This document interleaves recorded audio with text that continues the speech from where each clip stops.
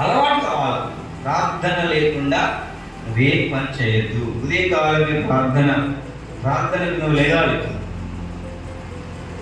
ప్రార్థన ద్వారా నీవు దేవునికి సమీపంగా అవుతావు.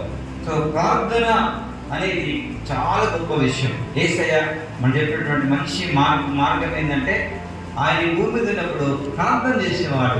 ఇంకా చాలా చీకటిగా ఉండగానే కొండకి ఏకాంతంగా వెళ్ళి ప్రార్థించేవాడు. సో మనం కూడా ఏకాంత ప్రార్థన చేయాలా, భక్తి చేయాలా కదా, దేవుడి వాక్యాన్ని ధ్యానం చేయాలా. అలా చేసినప్పుడు నిజంగా చెప్తున్నా, దేవుడు నా జీవితంలో ఎన్ని అద్భుత కార్యాలు చేశాడు.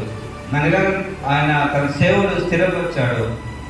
మీ జీవితంలో కూడా మీకు దేవుడు ఏ మార్గం ఇస్తే ఆ మార్గం తప్పకుండా వెళ్ళిపోతారు.